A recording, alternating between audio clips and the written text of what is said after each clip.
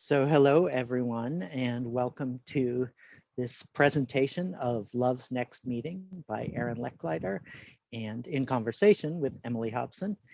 My name is Greg Newton. I am the co-founder of the Bureau of General Services Queer Division, which we like to describe as a government agency for a government that does not yet exist. And the primary service that we provide is a space for queer people and queer books and queer culture. For the past year and a couple of months, that space has been virtual and will continue to be virtual for a little bit, at least. We're still waiting on the center, which is where we're located, the LGBT Center on 13th Street, to reopen. So we will make a lot of noise as soon as we know anything about when we can reopen. But for now, we're continuing to do virtual events on Zoom. And we launched an online store several months ago. And I'll be putting, oops, that's not what I want to do. I'll put both Aaron's book and Emily's book, Lavender and Red, in the chat function. So you can check those out on our online store. And Aaron's book is going to be 25% off till the end of today. So now's the time to purchase that book. So I just wanted to welcome our two guests and just tell you a little bit more. Sorry, one second. So as soon as my computer decides to work with me, here we go. So Aaron is going to be reading from and talking about Love's Next Meeting, The Forgotten History of Homosexuality and the Left and American Culture. And Emily Hobson is the author of Lavender and Red, Liberation and Solidarity in the Gay and Lesbian Left. So I'll link to both of those in the chat function. But for now, please welcome them both warmly and visually. And we'll take Q&A towards the end. So if you want to put anything in the chat function, you can do that. But we're a small enough group that I think you can unmute yourselves later and ask the question yourself if you aren't feeling shy. So yes, please give a warm visual welcome to both of our guests and let's get started. Thank you. Thanks so much, Greg, for hosting this event, and to the Bureau of General Services Queer Division, which is one of my favorite places that I stop at every single time I get to New York. And I know that this stuff starts to feel repetitive when we're doing indie bookstore stuff, but indie bookstores are the best. The gay bookstore, queer bookstore that you all are running is one of the best. And so it's just remains incredibly important, I think, to support institutions like the Bureau, which has moved, from a gallery space into the center and always has not only great books, and I sound like I'm an ad, but was not paid for this, great books, but great swag too. You get some cute t-shirts I've gotten over the years and whatnot. And I know all the amazing events and performances. When it's in real life, I always feel like very sad that I can't be in New York for 99% of what you all are hosting. So it's nice to be able to do some of this stuff virtually. And of course, I also want to thank Professor Emily Hobson for taking the time to talk to me about this book. Emily's book came out a couple of years before mine did, and I learned so much from her work as a scholar, as somebody who is committed to really thinking carefully about the relationship between sexuality and the left in a slightly later period than what I'm write about in this book. But there's a few models of colleagues doing this kind of really engaged scholarship who are also really great people and always a pleasure to work with, and Emily's one of those. So when I thought about who I wanted to most be in conversation with and who would be the kind of person whose questions I would want to hear and I would want to answer, Emily was right up there at the top of that list. And so I really want to express my gratitude not only for your work, Emily, but also for your time being here. And it's always a treat to be able to have these small moments that we can share together. So thanks so much for that. And if you haven't read Lavender and Red, by the way, I don't know why, because it's truly, truly one of the greats. And you learn a whole ton from reading Emily's work. And there's a new book out too, and I'll let you do a little self-promotion, Emily, when I turn it over for the radical reader that she and Daniel Berger have been working on. So I'm going to talk just a little bit about this book, this project, where it came from, why I did it, some of the things that I found in doing it. But mostly I want to have a conversation with Emily, and I'm fine if anybody wants to raise their hand and interrupt and interject or whatever, especially since it's a relatively small group. I don't feel like we need to be overly rigid about the format. But just to talk a little bit about this project, the project started as just a sort of question I had, which was, why, when I was looking at radical fiction, that was my point of entry. When I was looking at radical fiction from the Depression era, these were the first sources I was looking at. It was really remarkable to me how many queer characters and themes were present in that work. And it felt incredibly disconsonant with both what I understood about the left, which I really believed to have been especially homophobic during that time period and not a welcoming space for representing queer lives and queer people. And at the same time, a lot of what I was reading about in queer history was foregrounding sort of subcultural community practices and the ways that queer people found one another, but not the way that they were politically organizing. That to me felt like something that came a little bit later. Now, there was some material that was related to early 20th century, connected with sexology, connected with anarchism, that my colleague Terence Kissick has written very well about in his book Free Comrades.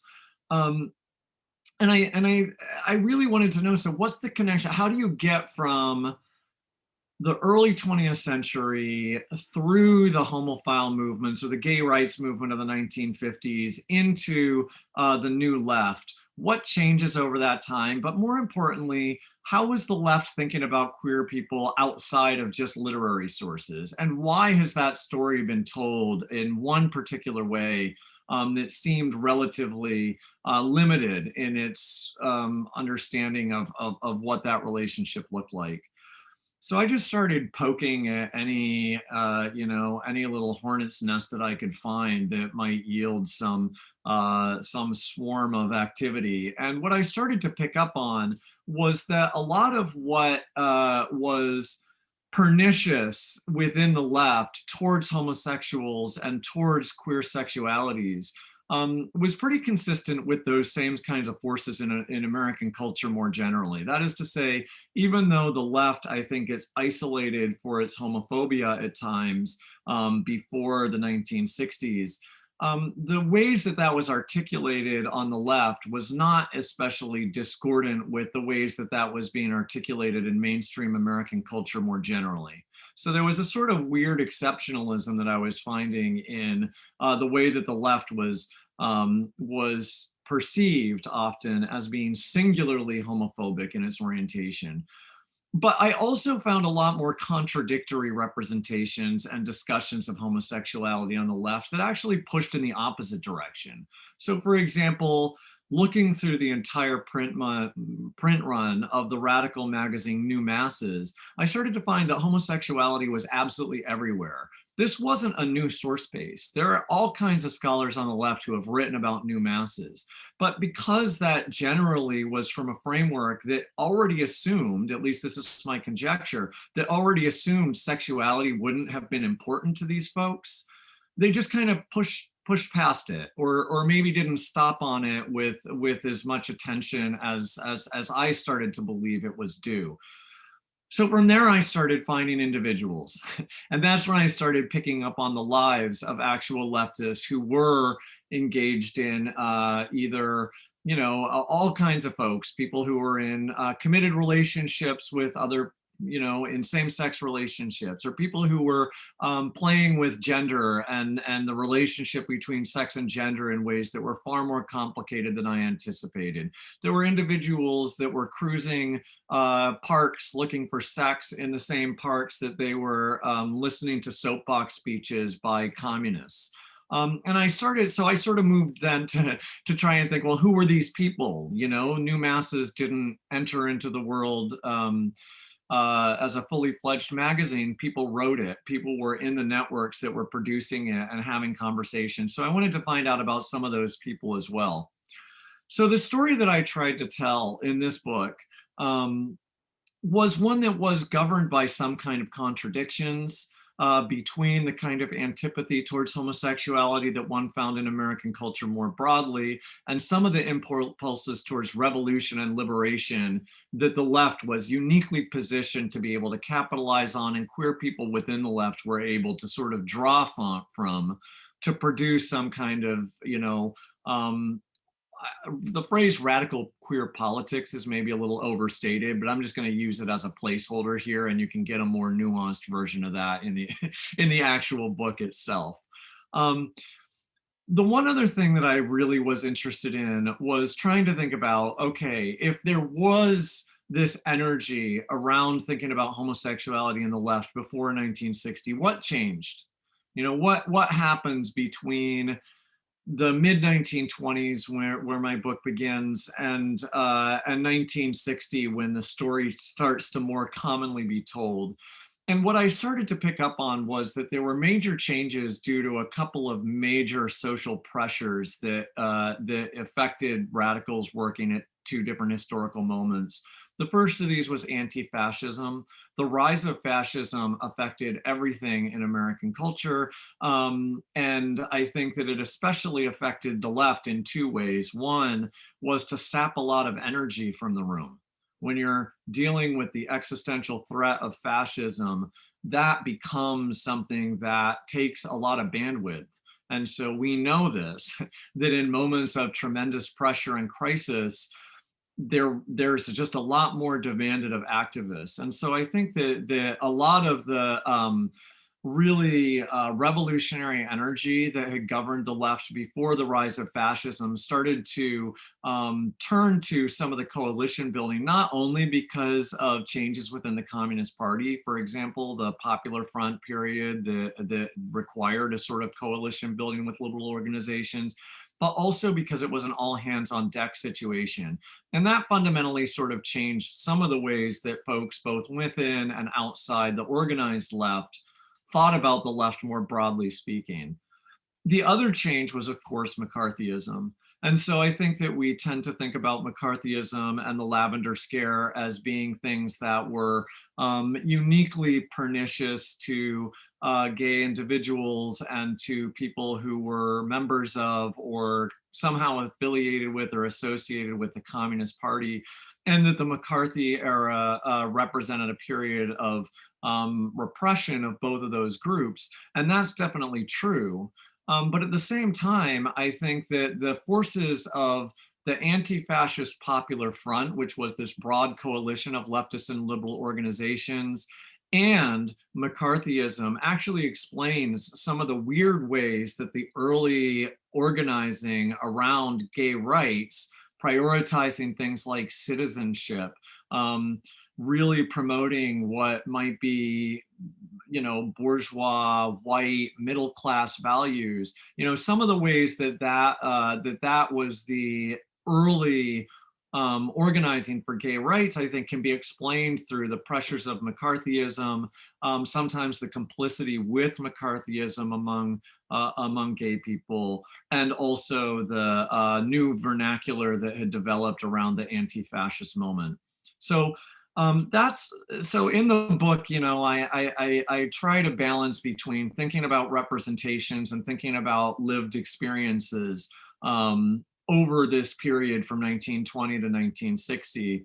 But that's sort of the main sort of takeaway of what I found when I was looking at this material. And at some point, maybe when we're talking, if there's a breaking point where I think, oh, I can read this or that portion, I'm happy to break in and do that. I think especially on Zoom, it can be a little taxing to listen to someone reading from a nonfiction book that's not a memoir. If I wrote a memoir, I'm sure I could make it super splashy and fun and everything. But rather than sort of starting out with a reading to suffer through, I think that it's better for me to turn it over to Emily to ask a few questions. And again, I have no objection to anybody breaking in at any point if you want to participate in the conversation as well.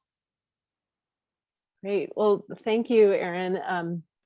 And thank you so much for this book. It is really wonderful. And I just can't say enough about how much I enjoyed reading it, as well as really just appreciate you having brought to light so much about a kind of usable past of the queer left. I too wish that I wish that I had your book as I was writing Lavender and Red, in part because it predates it chronologically in terms of what it's looking at. But also just, it was such a joy and pleasure to read.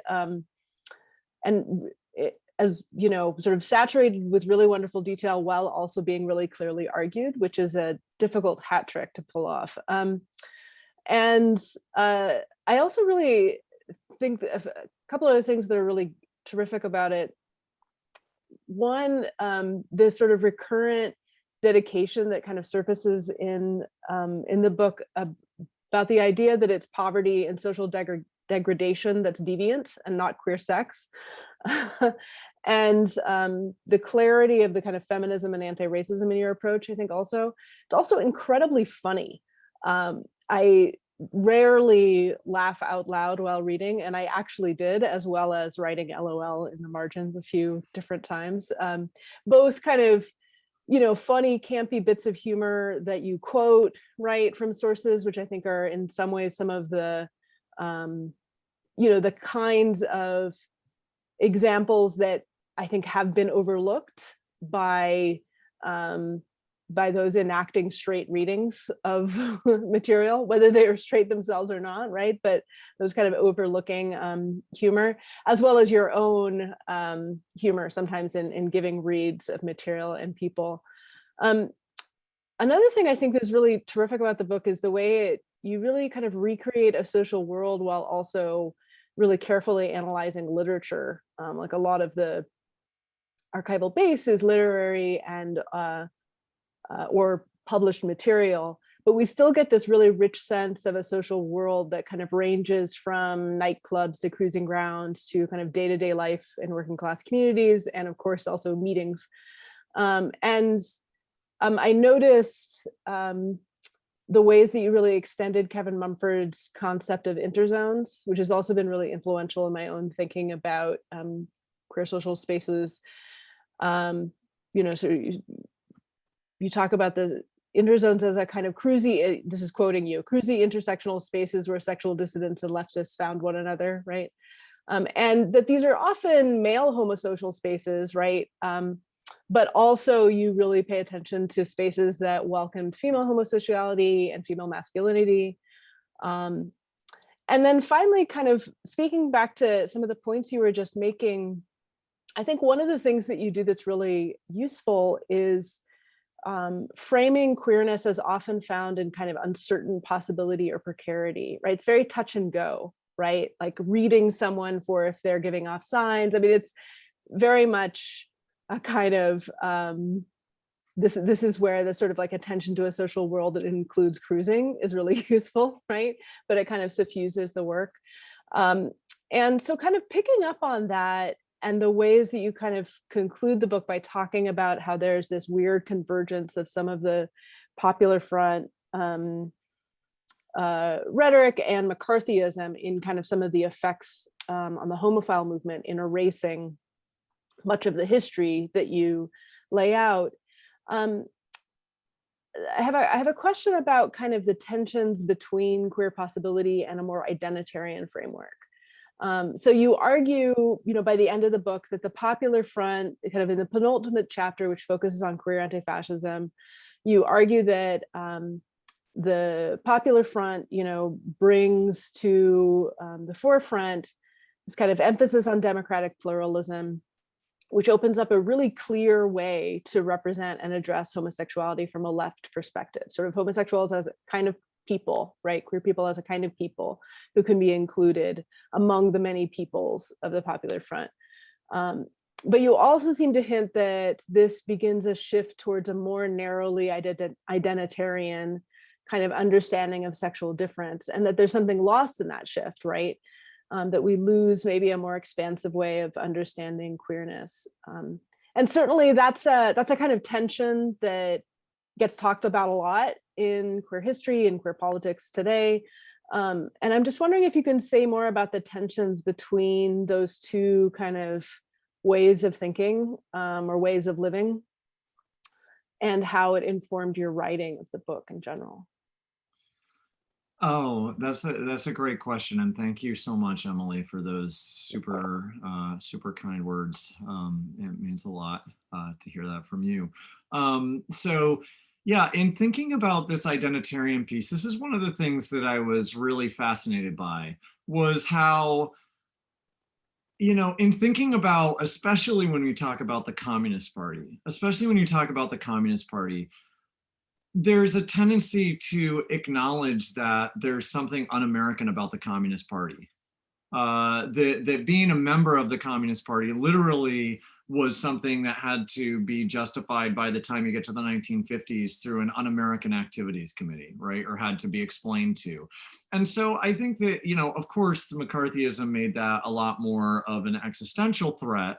But I think that belonging to a party or being even associated with the goals of those who were aligned with the party that is supporting the overthrow of the government, that's supporting a broad revolutionary struggle, that sort of puts you on the outskirts of all kinds of normativity around one's relationship to the state, one's relationship to citizenship. It is on some level deviant, right? That's a kind of deviant behavior.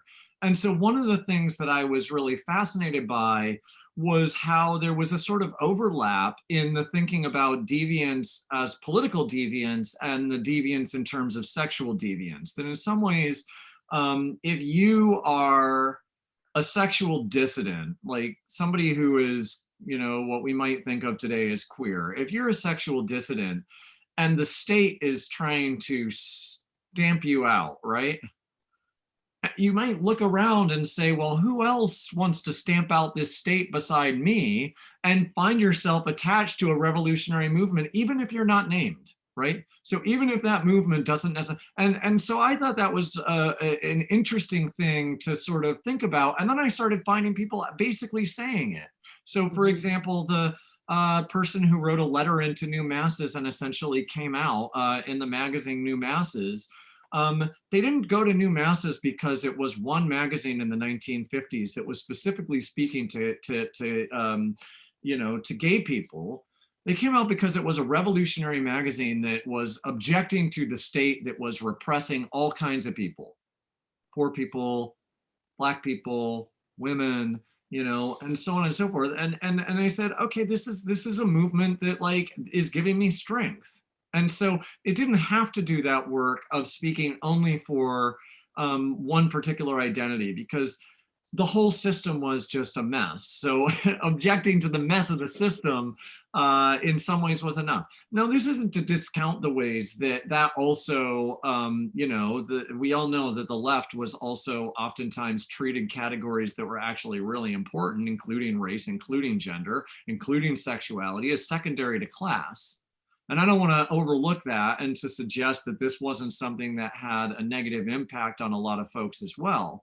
But at the same time, I think that something does get lost when you get to a period when the only thing that can enter into the conversation is inclusion by the state. And the worst thing that can be imagined happening is not being included in the state, like through citizenship, through federal employment. Obviously the state should not be taking punitive measures at any time towards sexual dissidents or queer people or anybody else. that's experiencing forms of marginalization and victimization. But when that becomes the kind of starting point for building a politics, there is something that allows people who are joining up with those movements to disaggregate their struggle from the struggles of other people. And so I think it's not incidental that at the moment when people who had been involved with the left retreated from the left and formed a movement that was identitarian in the way that you're describing, that movement, the form that it took, in a lot of ways was not as capacious in its commitment to a broad-ranging social justice as the movement that they'd left behind. You know, and certainly it was the case that for many gay women and men, their lives were improved through access to citizenship and whatnot. But for a lot of people, you know, they weren't, you know, poor people were still being evicted from their homes. People of color were still experiencing racism. Women were still experiencing everything from sexual assault to lower wages. The homophile movement didn't fix that. And so, you know, I don't want to, again, I don't want to suggest that there's one form of social movement activism from the past that we can turn to, but I do think that it's worth thinking about moments when political social movements narrowed, and in that narrowing left behind a lot of their own constituencies. In 1932, John Pittman wrote his editorial against prejudice against homosexuals in a Black leftist Marxist newspaper in San Francisco. That was coalition building, right? That was thinking beyond constituencies that were based in one singular identity. You know, we might draw a line from that to the ways that, you know, queer activists, John Pittman wasn't queer, but was advocating for queer people, you know, have involved themselves and really have been central to Black Lives Matter as a movement. You know, it doesn't have to name Black Queer Lives Matter in order for the activist work they're doing to still centralize the experience of Black queer people, right? And so, you know, so that's kind of where I was looking, is to try and understand what that shift was. I don't know if that exactly answered your question, Emily, and I might have rambled a little too long there, but that's my first stab. No, that was great. And I think part of my question is also, you know, that shift that entails some amount of loss. You know, you clearly kind of articulate, you know, McCarthyism as the big problem and kind of homophile movement reaction as problematic in a litany of ways, but also think about the sort of the popular front as limited in some ways as a model. And so that was one of the things that sort of intrigued me, because I thought that added a dimension of critique, right, that we often don't get through kind of celebrations of the ways that the popular front, you know, kind of enacted this politics of, you know, what people were calling 100% Americanism, and it's sort of like this sense of political power, right? So that I thought was an interesting kind of analysis, and one that was really provocative for kind of thinking about how the complexity of that moment, right? And also how it is that there are sort of some ways that as much as there was intense, you know, red baiting and exclusion going on against someone like Harry Hay, in the sort of history of Mattachine society that you trace, but that also sort of his conception in some ways set it up, right? You know, without kind of laying blame, that there's a way that sort of the language that was already set out could look continuous to people as they were living through it, right? Rather than actually kind of presenting a kind of disjuncture or different kind of possibility, which was really interesting. There's a question, I wanted to ask you a question related to gender possibilities. So you have a really wonderful, I love all the chapters, but you have a really wonderful chapter on women and what was conceived of as the women question, or the woman question, right? Where you really cogently analyze the kind of significance of female masculinity on the left and the kind of possibilities that militancy, which is usually coded as masculine, offered for women, right? So we get all these like images, both described and in the text, of these kind of hot butch communists, right? Or fellow travelers. And what I was curious about is if you could talk a little bit more about effeminacy among men, or trans femininity, and kind of how that played out, what possibilities were there. So you discuss in this same chapter and elsewhere how femininity, both among cis women and among gay men, was coded as bourgeois, right? But at the same time, I feel like, you sort of hint at some more radical potential for effeminacy or for trans feminine experience in some of the, especially the literary representations of the 20s and 30s. So I'm curious if you would agree if sort of any of that potential was there, or if I am engaging in too much sort of wishful thinking, and if formations that we see it later in the gay liberation era, like kind of conceptions of radical faggotry or effeminism or so forth, or of course, trans women's activism, right, that emerges later in the 60s and 70s. Is it unique to that later era, or do you also see it in some of this time period that you're thinking about?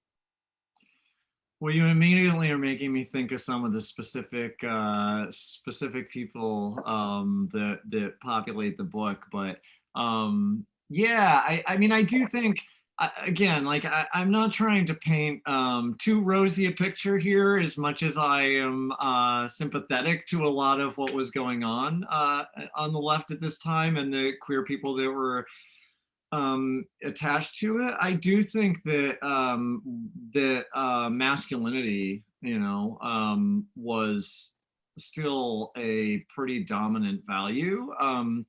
And so in some ways, there were ways that could be a source of strength for some of the women that I write about. And there are also ways that, like, femininity was excluded regardless of who was involved. And and I think that there are a couple places that I was really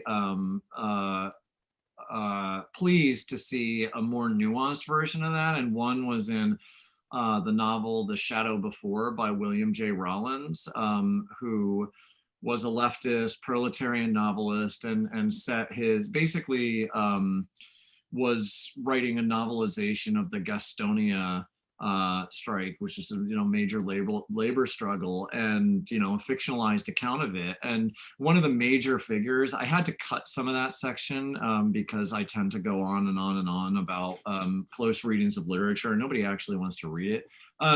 But there was, in that novel, he really positions this very effeminate male mill worker named Owen as being the instigator, not only of the labor strike that that is the sort of denouement of the novel, but also as somebody who is as actually, like, himself sort of connected to the means of production, quite literally. The language that's used to describe the bobbins and the machines of the mill is the exact same language that's used to describe his mincing walk, right? So, he stylizes up, down with capital up and lowercase down. And he does that when he's talking about the machines. And he also does it when he's talking about this character. So I think that there's something, and on a formal level, it's when that character is sitting in a prison cell,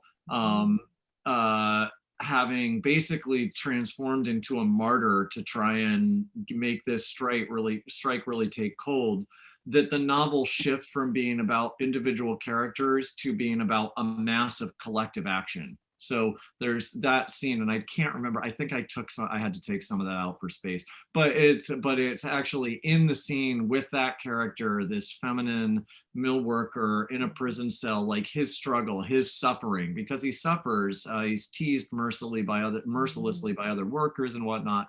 His suffering instigates not just the collective action, but also the shift in the novel from individual characters to a collective. And that to me is like sort of powerful, and it is writing against maybe some of the more masculine senses that the people who matter in a labor struggle are the ones at the front lines, with their fists raised, most ready to get into the fray. This is a guy who's at his weakest.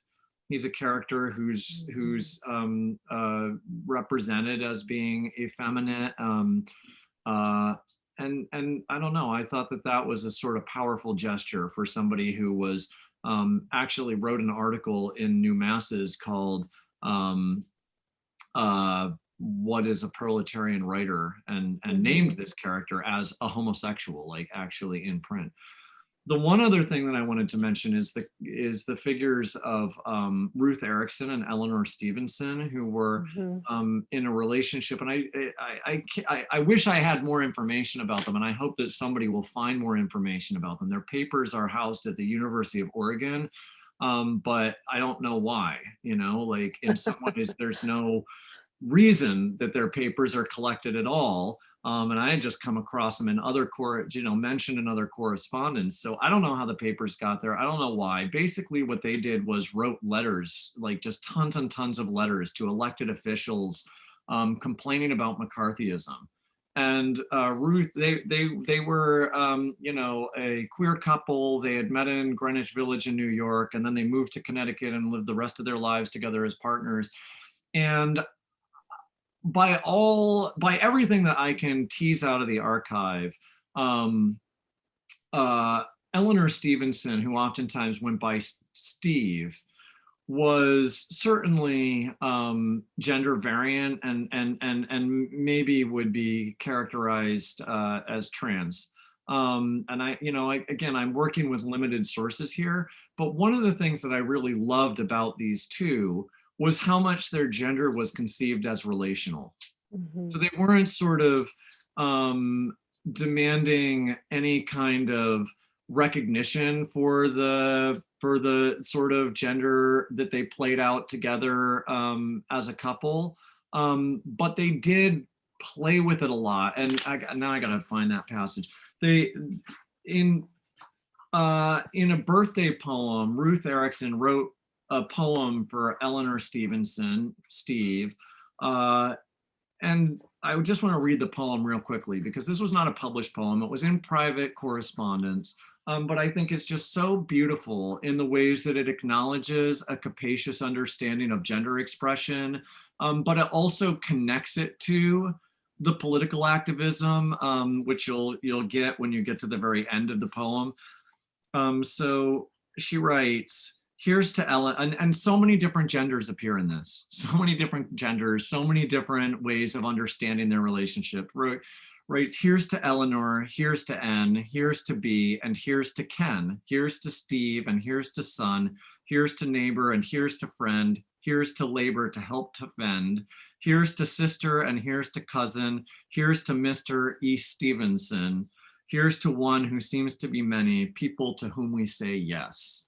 So I just love the fact that Ruth Erickson repurposed this kind of like potentially cheesy-ish, like the people yes rallying cry of the popular front left, and used it to affirm her partner's gender expressions, And so the people here becomes all the people that Eleanor Stevenson, that Steve inhabits through this very multi-layered expression of gender.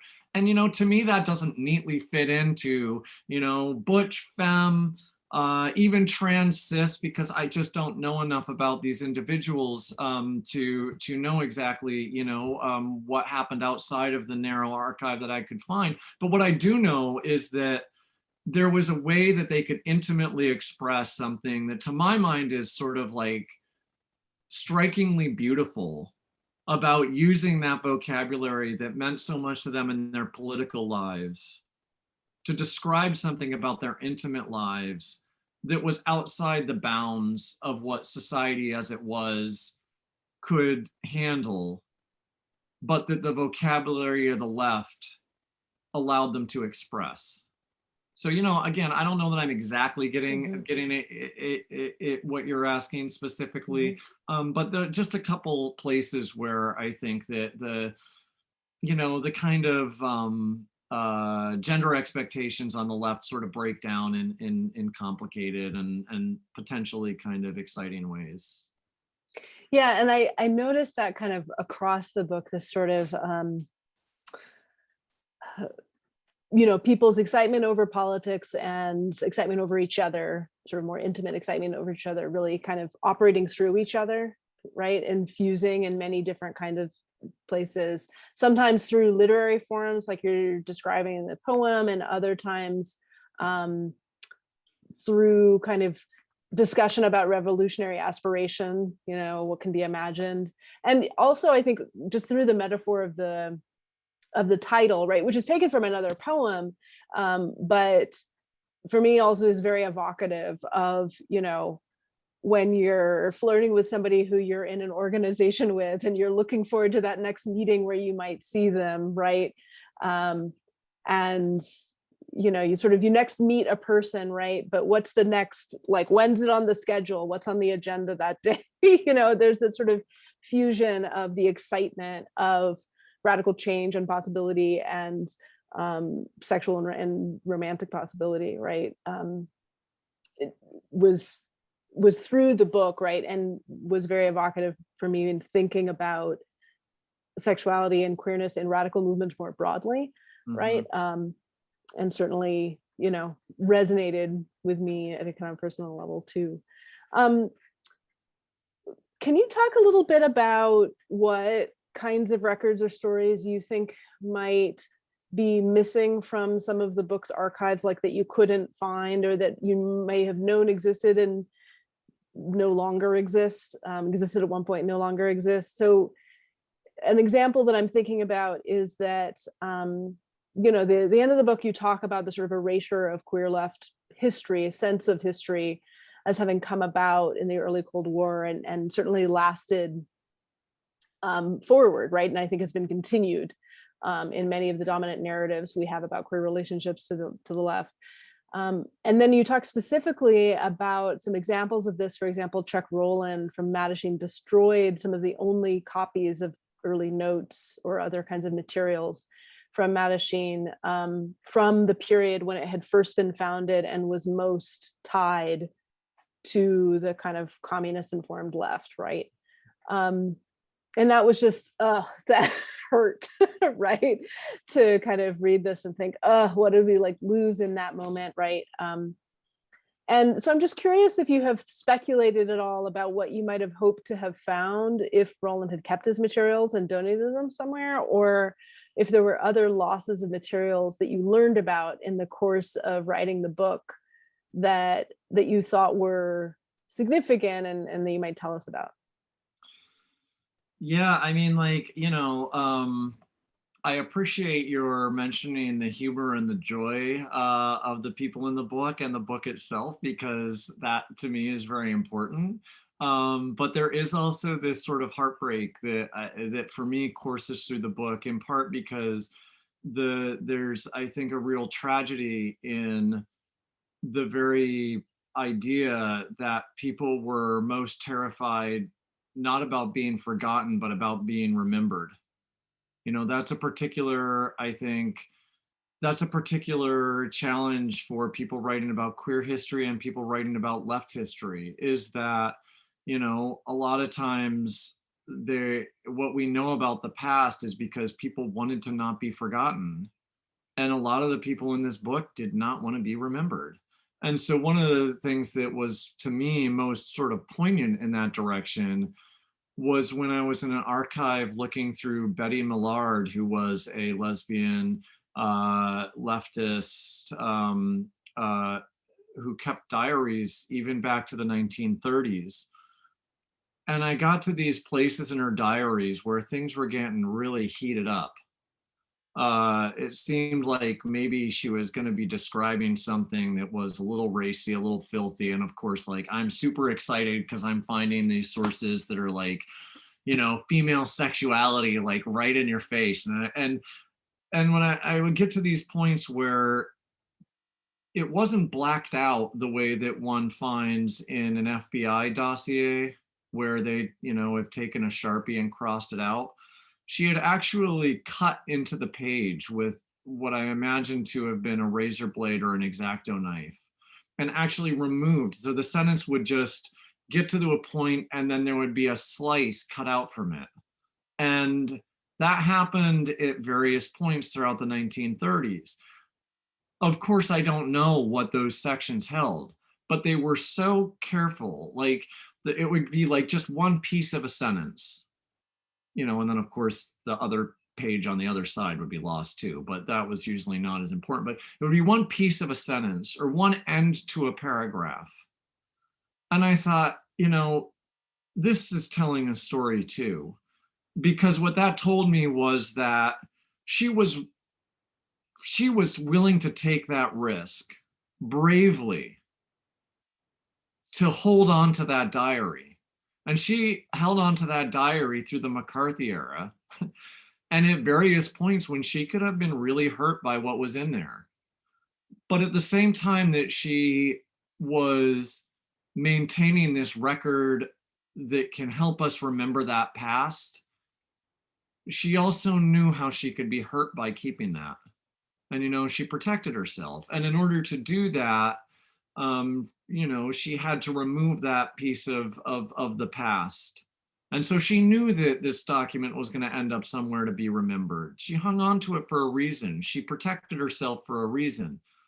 But at the same time, we can't know what's in that section. So oftentimes it wasn't quite as poignant as that. In letters between Ruth Erickson and Eleanor Stevenson, who I mentioned before, there would be places where there was one point when they were on a cruise together and they described taking their, sort of in a playful way, described taking their clothes off on the deck, when they were outside their room.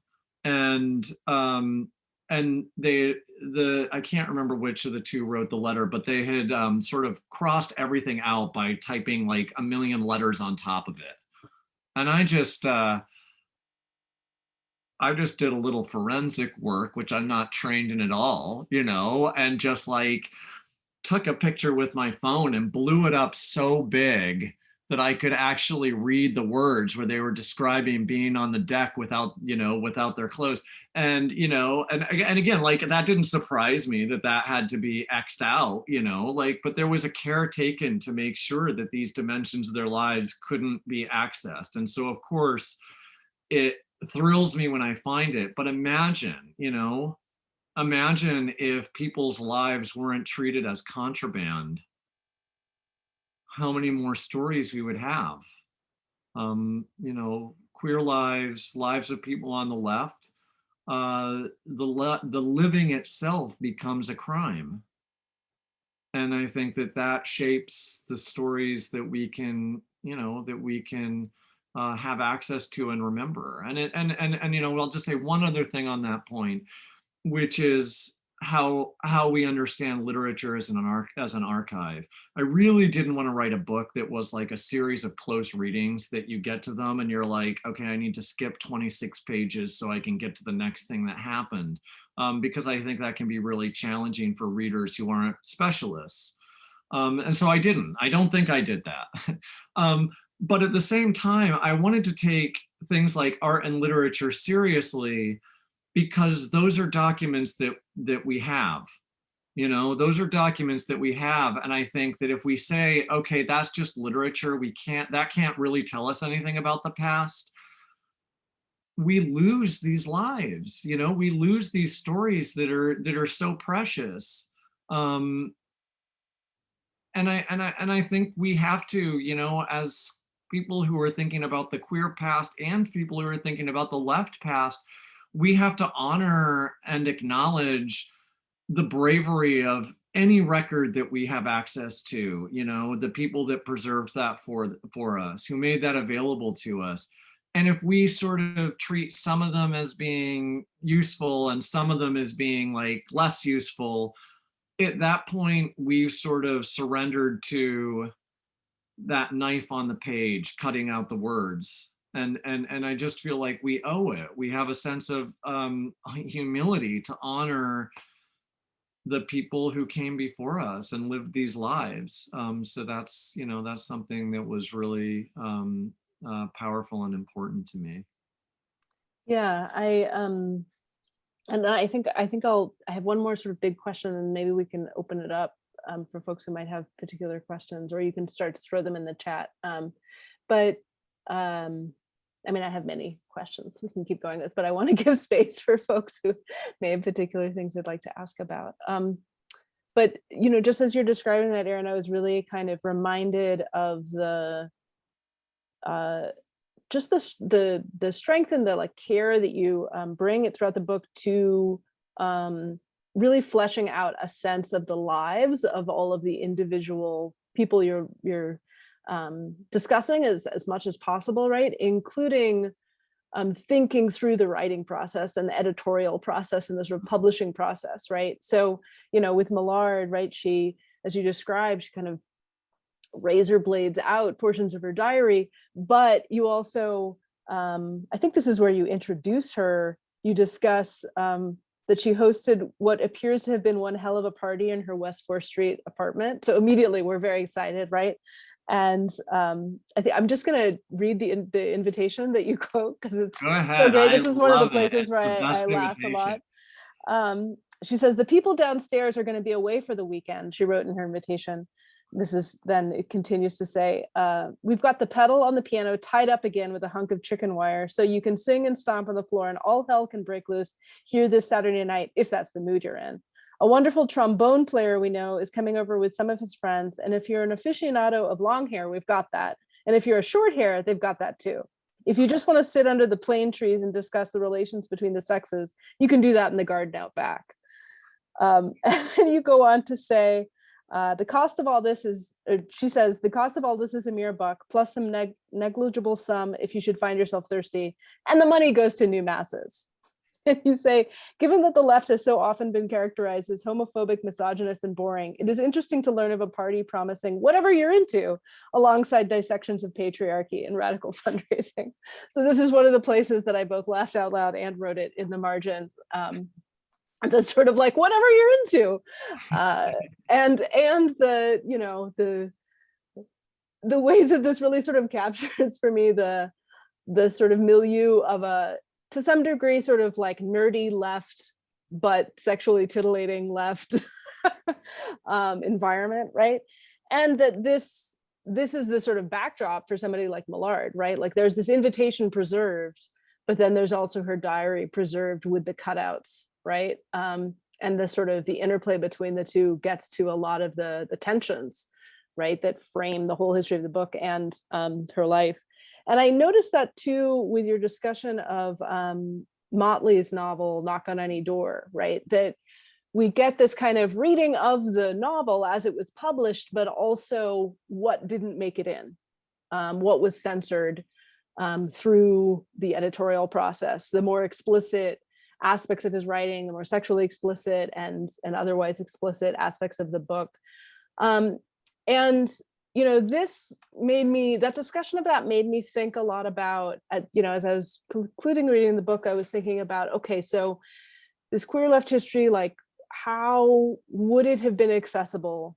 It was erased in very clear ways in some of the political organizations, but how is it that some whispers of it still showed up, right? Is it just that there is sort of this like constantly recapitulated relationship between broad political rebellion and sexual rebellion that people continue to sort of remake? Or were there actual sort of, you know, readings people had done, cultural sources they'd engaged with and so forth that were informing queer politics into the 60s, 70s and beyond, right?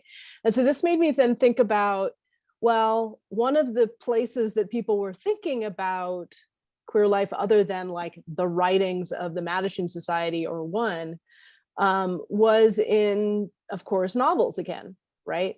So I was thinking about, the kind of many representations of sex work and hustling that show up in a lot of beat literature, in like the work of John Reschy, and of course, many others, right? And so I was curious if you have thought about whether some of those writers of kind of the 50s and 60s were in literary conversation outright with some of the literature you analyze, like Motley's and others, or, I mean, clearly some of them would have read, right? But do you see them as directly in conversation, or do you see it more as a kind of, they're dealing with that erasure and so they're just finding it on their own terms through experiencing life in a city where, these kind of intersections exist? Yeah, again, another great question. I feel like it sort of depends on the specific writer. So, if we think about, I have one chapter where I'm thinking about, two writers of color in conversation with one another who could not be more different, but are both writing from the left. And Motley's one of them. He's a black gay writer who writes a best-selling novel that's made into a film starring Humphrey Bogart, and that gives him sort of license to be able to write a couple more novels that become increasingly racy as time goes on. But also he writes into the 1960s. And then on the other hand, you have H.T. Tsang, whose novel, The Hanging on Union Square, was hand sold in the East Village to all kinds of folks, occupying Bohemia and artists and whatnot, and essentially all but disappears aside from in archives and a handful of libraries up until the past 10 years, when scholars like Floyd Chung and Hua Su have actually managed to get not only The Hanging on Union Square reprinted, but reprinted as a Penguin 20th century classic. So I think that probably like the connections to writers such as Willard Motley were maybe a little bit more available, and writers like H.T. Tsang probably not so much. Someone like Agnes Smedley is a writer who's constantly being rediscovered. I write about her work. She's constantly being rediscovered as a feminist writer, as a writer of labor, as a leftist writer, and so there's this kind of ongoing cycle of how who influences whom, and I just feel like it's all kind of out of sync. In some ways, Tsang is ignored in his time because he's so experimental, and Motley is celebrated, but that by the time you get to the 50s and 60s, I feel like there's more energy around experimentalism in literature. So Motley seems hopelessly antediluvian by then. And so it's hard to make sort of broad characterizations about how these things build on one another. I do think that people were reading the novels that were written by folks that were known to be leftists were being read by leftists because they saw it as having some kind of responsibility to that literature. But yeah. Emily, I feel like we should turn to the audience for a question or two, Yeah. And then let people get on with their beautiful days. I can kick it off with one that was written into the chat by Robin, who says they lost their voice. So I'll just read it so everybody can get it in all ways, as well as through the chat, if that's okay. Robin says, thanks so much for this fascinating conversation. I'm curious about where this material fits in an international leftist context. Do you see what you've uncovered as broadly continuous with or discontinuous with how sexuality functioned in leftist movements with which US leftists were in solidarity? I'm thinking about the many connections between US and Mexican artists on the left in the 20s and 30s, or Republican Spain, or the USSR, etc. Did queerness shape what solidarity looked like? I'll just say, you definitely discuss the Spanish Civil War and trips to the Soviet Union quite a bit, but yeah, I think it's a terrific question. It is a terrific question, and it's one that in some ways I hope will be taken up by other scholars who are doing work in this area. And I know a couple are, and other people that are writing about the left and queerness more generally. But yes, like the short answer is the left in the period that I'm writing about was an internationalist movement. It was working against sort of nation states that were invested in maintaining borders for capitalism. So I think that there was a sort of resistance to national context as being above all else. But some of the international dimensions of the left were being shaped so much from the top down that it didn't necessarily have as deep an impact on some of the folks who were working on the ground that I was writing about. That being said, Willard Motley, the writer that I mentioned before, left the U.S. and spent the later years of his life in Mexico. There were all kinds of figures in the book who traveled to the Soviet Union, either just as a little experiment, or because they were really committed to Soviet utopian ideas about the Soviet Union, whether realized or not. And the Spanish Civil War becomes a really important site, not only because it is the early anti-fascist struggle that people can actually get involved in the theater of war, but also because defending the Spanish Republic becomes something that is fundamental to and foundational to the building of the Popular Front as a left-wing strategy in the U.S. And there are other places where I'm working with, things outside of a US only context. Some of the people, like Sylvia Warner and Valentine Auckland, like they're moving between the US and the UK. People are reading materials by sexologists in Germany. So I would say that I don't know exactly how common what I found in this book is outside the US. Dan Healy has a great book on the Soviet context. Robert Franco's doing, just finished an amazing dissertation about Mexican context. In later contexts, I think we have a little bit more to work with. There's a book that came out about Cold War Poland that has a lot of interesting material. David Churchill, who sits among us right now, has done really important work on the transnational homophile movement, which I think is points in these dimensions outside of the nation. I can't fully answer that question yet, but I hope that as more people do this work, I'll be able to give a better response. Absolutely.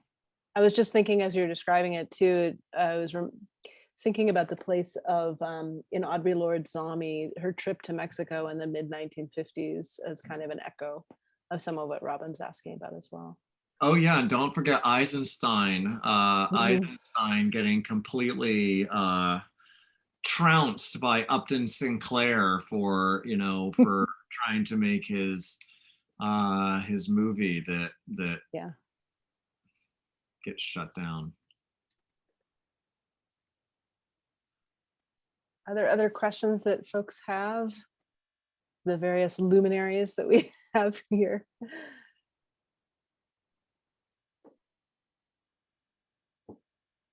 Speaking of David Churchill. So I really want to say how wonderfully written this book is.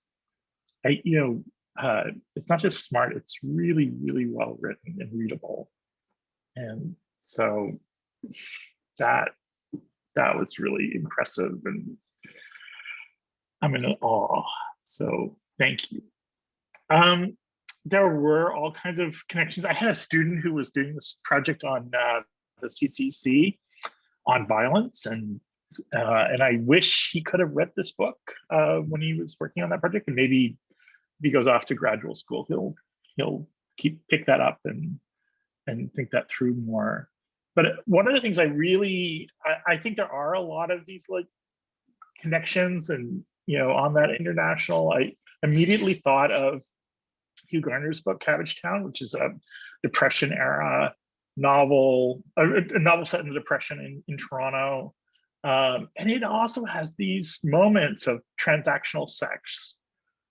And I guess I wondered a bit about that. So is male sex work something that can kind of, as a trope, kind of work into this genre of kind of left progressive literature in a way that other forms of same-sex sexuality can't? I thought a little bit about that in terms of art as well, like visual culture, because you start with that wonderful discussion of art and hustlers, and sort of transactional sex seems so present in there. Anyway, I don't know if it's a question or just rambling thoughts.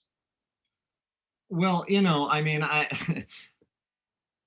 David Churchill is such a wonderful scholar and a wonderful colleague. So, and also I just want to mention, curates the most amazing Instagram of art, queer art, that's constantly thrilling me. And actually, I think Pat Cadmus made an appearance. I don't remember if it was Heron Massacre, but anyway, an Instagram curator, and also a wonderful scholar. But in terms of thinking about, sex work specifically, sex work comes up so much in leftists, both as metaphor and as praxis. It just seems to come up all the time, and I was really interested in that, because I think that it's interesting because it it can function as a metonym for exploitation, which is of course not the first direction I want to go in with it, but let's be honest, that's what it does a lot. But it also is like this expression of unbridled capitalism that's totally unregulated in either its dystopic form or otherwise in a form that, you're not answering to a boss in the same way and whatnot. So I was really sort of fascinated. And of course, there's like scholars who have written about sex work in really intelligent and inspiring ways. Barry Ray, who helped me with the FBI files, has done really great work on New York hustlers. So I was really interested in sex work, and I certainly think that that's an interesting place to think about international and transnational connections, precisely because it's not, it sort of is, at least in the time that I'm writing about, I think in many cases outside of the regulation of capitalism by the state. So it's sort of, it's always already transgressing both the state and the rules of capital, even as it maybe is embedded in it. So I don't know, like I would love to see more work on thinking about the, and there is, I don't want to suggest there's not a lot of great work on the history of sex work, because there's more and more coming out all the time. But the radical politics of sex work, like thinking about that as a form of internationalism would be totally fascinating to me. But anyway, I don't know if I'm answering your question, David, but that's what I got. I would think that also conversations about age and age disparities would be interesting to kind of throw into that mix. Yeah. To what extent are those named? Because I was just thinking as you were talking about Nayan Shah's book Stranger Intimacy, looking in part at often transactional sex, often between adult men and adolescent boys among transient workers in the Northwest in the early 20th century, and which were sometimes kind of caught the attention of leftist newspapers, although he's primarily reading them sort of through the legal archive and the sort of construction of citizenship and so forth.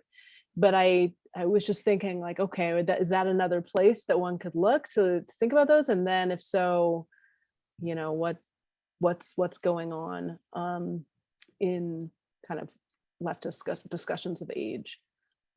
which is, has its own very complex history on the queer left, right? But I think is something that would bring up some really interesting questions as well. Are there folks with other questions? Let's get outdoors then. We can finally do it. Indeed, and around each other even. I know. Well, congratulations again to Erin. I don't know, Greg, if you have some concluding words you want to offer, but I just wanted to conclude by saying congratulations. This is the book, if you haven't seen it, with my Post-its. It is. Thank you both so much. As David said, it is really just such a wonderful read, and I think offers up so much for us to kind of learn from, both as a model of scholarship and also for kind of how it enlarges our narratives of the queer past and the radical past. Excellent. I really look forward to reading it myself. And thank you everyone so much for joining, and to everyone who donated and purchased the book. We really appreciate it. And I look forward to possibly hosting you both someday in the flesh at the Bureau when we are open again. And Greg, you can get a copy of Love's Next Meeting for 25% off today. I get even a better discount. Okay. But I would also like to say to everyone who's listening, if you have ideas for future events, please contact us. We like to keep it active, and I'm always thrilled to get more of an education just by hosting you all. So please do reach out if you have future projects, or if you know of colleagues who are doing good work that you'd like to share with our audience. Absolutely. So with that, and I'm going to post this on YouTube, and I'll share it with you, Erin, afterwards. But thank you so much, everyone, and have a lovely night. Thank you all. Bye-bye. All right, bye-bye.